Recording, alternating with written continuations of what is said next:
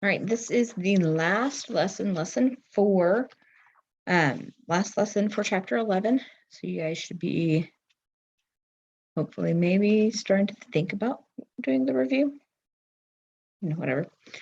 So if you are still on the schedule, if you haven't gotten off schedule from what I planned, your test should be later this week, towards the end of the week.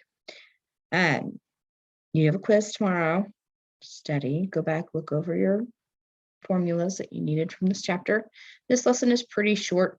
You're going to take some time the next couple of days to do some more practice problems for the whole chapter. Make sure you understand those things from the beginning that you've probably forgotten.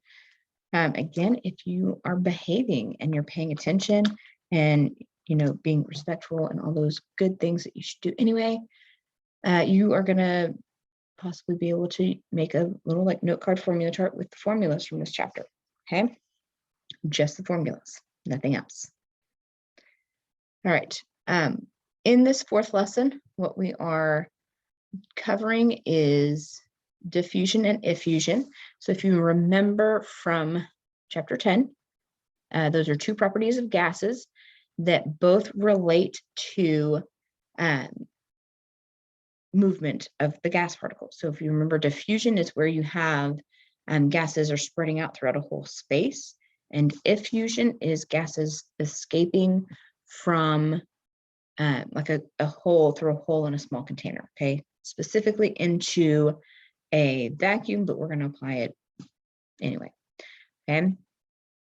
So I'm just going to go ahead and fill in the notes with you if I can get it to stay up.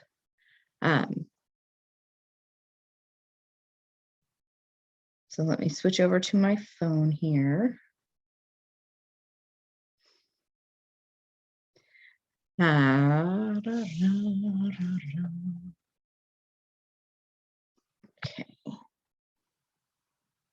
Come on.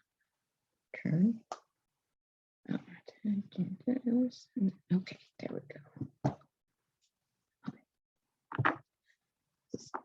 Terrible.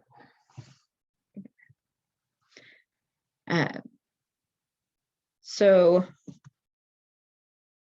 I'm going to switch back a little bit. Okay, hopefully you are still seeing the thing. All right. So we're going to start with the rate of movement. So the rate of movement of these gases, the rate, remember that's how quickly it's going to move. The rate, that was loud. The rate depends on velocity, right? Which makes sense. How quickly these gases are going to spread out is going to depend on how quickly they are moving. And how quickly they move depends on their mass. Basically, a lighter particle moves faster. Lighter particles move faster than heavier particles at the same temperature. Okay.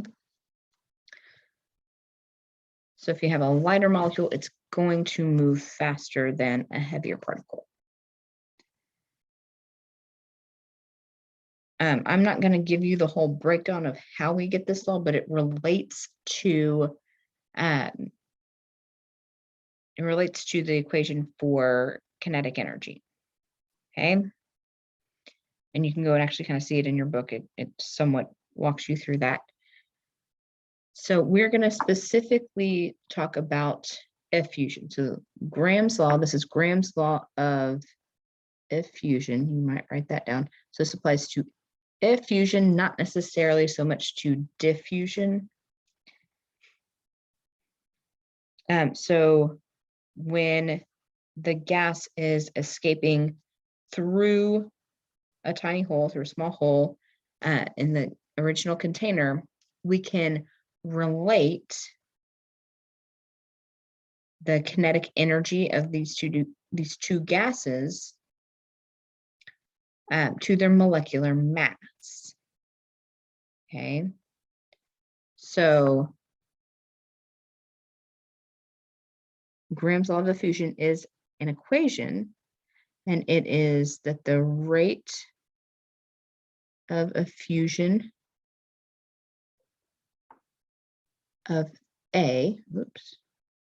Okay, so A is representing one substance, one gas. You're going to relate that to the rate of effusion of a second gas.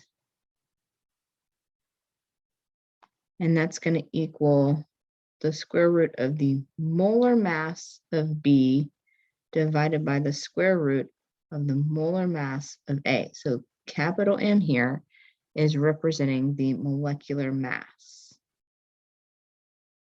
okay, or the molar mass. All right, so that's Graham's law. So they have to be at the same temperature and at the same pressure in order for this to work. Okay, but we can use it to find the mass or the molar mass of some unknown gas. Okay, so if I know one but not the other, I can find that second one, or what we're going to do first is actually just compare how quickly two substances move, okay, compared to one another, right? So the first practice problem says, compare the rates of effusion of hydrogen and oxygen at the same temperature and pressure, okay? So I need to know, right, the molar mass. I'm going to say hydrogen is A, right? And so that's about 2, right? Because hydrogen is always H2. And then the molar mass of B, which is going to be my O2, is 32. Okay. So the rate of effusion of A, right? The rate of the hydrogen compared to the rate of oxygen. Typically, we put our lighter element as A.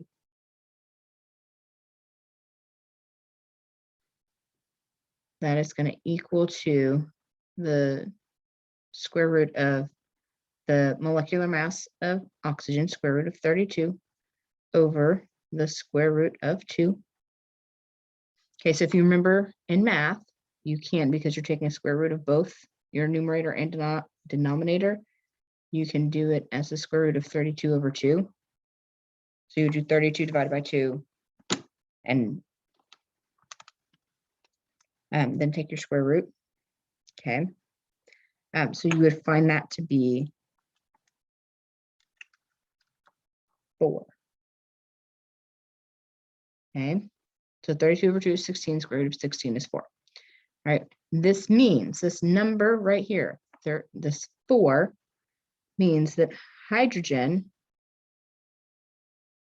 diffuses 4 times faster than oxygen. All right, a little off there. Okay. So if it says compare the rates, this is the answer it wants you to give. Okay, how much faster is A than B? And A should be your lighter. Okay, if you had done this the other way, you would have gotten 1/4, or you should have. Right, so if you had done, 2 over 32 and then taken the square root,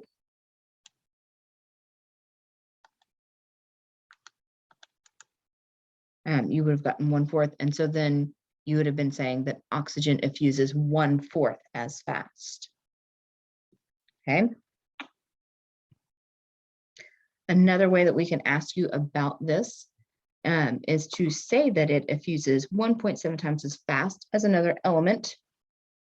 Okay, so we're going to find or estimate the other element's molar mass, and then from that, find its probable identity. Okay, so this is asking us to take it a little bit further.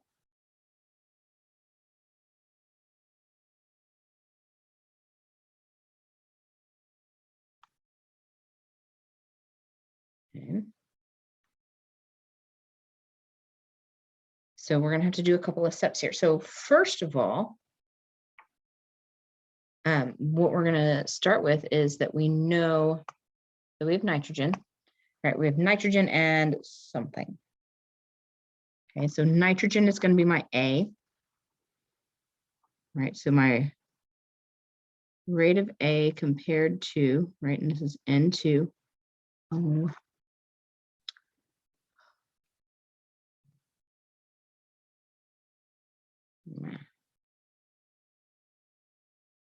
right, come on now. There we go. The rate of nitrogen compared to the rate of whatever the other thing is. So nitrogen is faster.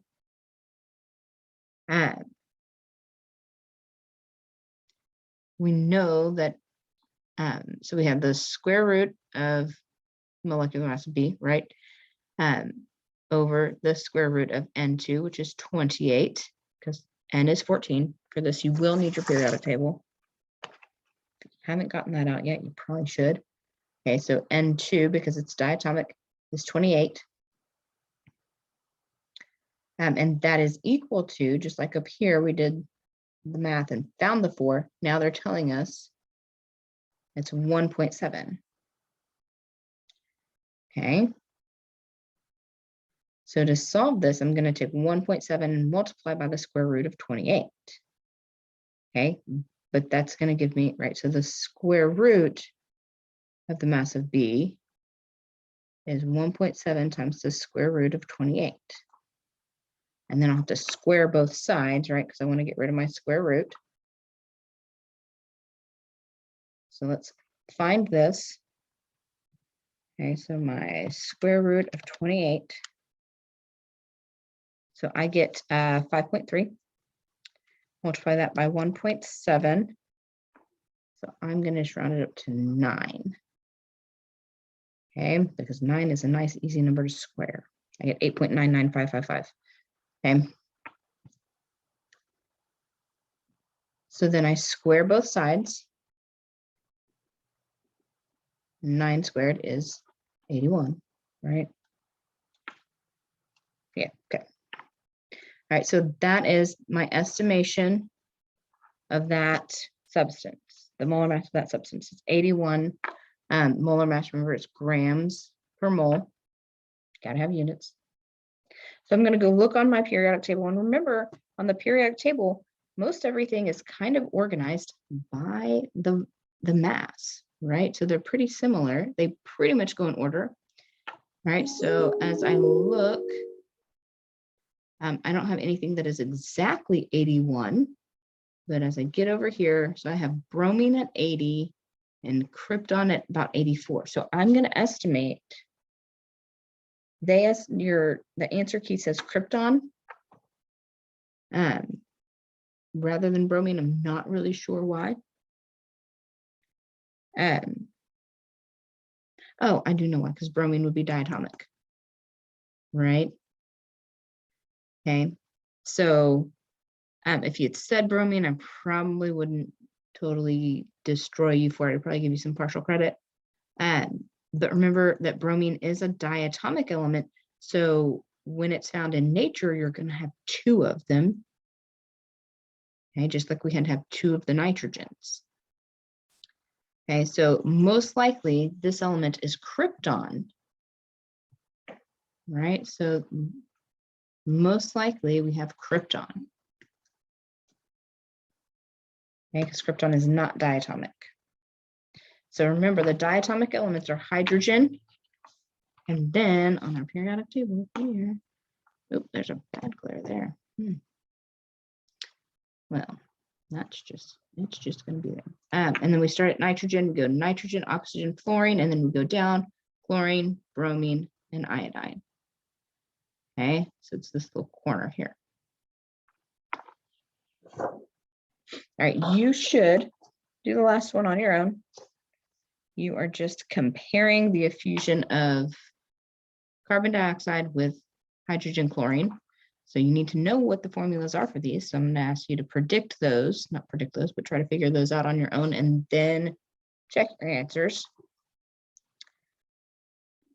And then solve it out.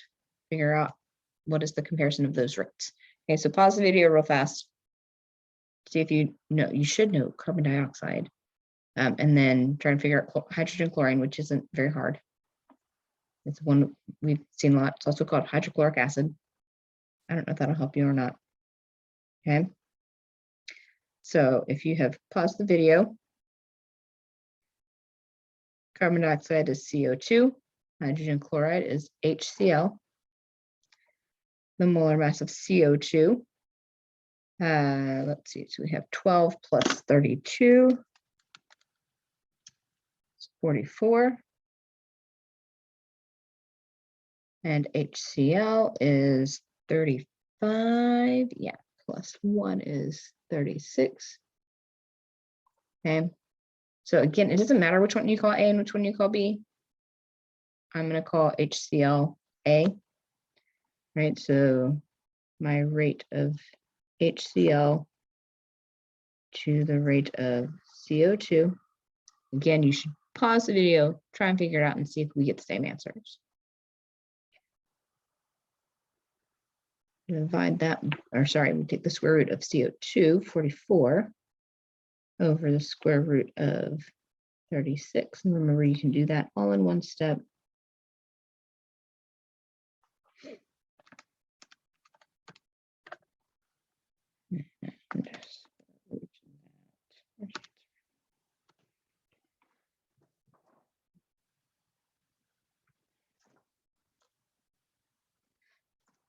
So I get 1.1 times. Your book gets 0.9, probably rounding differences. So, oh no, because they did CO2 on top.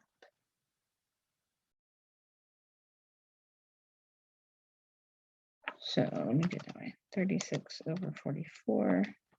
So that answer. Yeah. All right. Okay. Yeah, that makes sense.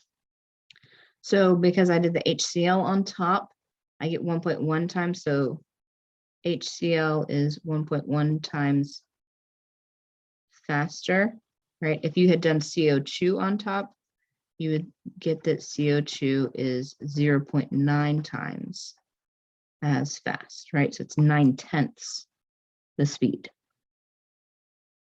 Okay. So HCl is faster than CO2. CO2 is 0.9 times as fast as the HCl. Okay. So that is 11.4. There's no practice problems that go with this. Just get started on the homework. I don't think the homework had anything really crazy. Oh, yeah. So with the first one, you're just looking at a list. They want you to put them in order of the increasing rate of effusion. So which one would, you're gonna go from slowest to fastest. And then explain why you chose that order. We have some fill in the blank. So you're either putting effusion or diffusion in the blank. Describing what happens in diffusion. You're going to choose the correct, oh, the rest of it's all multiple choice. Okay, so that's what you're doing for 11.4. Again, you should have a quiz tomorrow or whenever the next time is that you meet, and then work on practice problems. And then your reviews and your tests for chapter 11. So if you're really struggling, check out the videos, either rewatch the ones that I've made or go look at the ones that I have from those other sources because they are good. Okay. If that's really still not working for you, send me a message. You can send me a message first. But again, it may take me a little while to get back to you. Okay. But other than that, I bid you good luck, and I will hopefully see you pretty soon.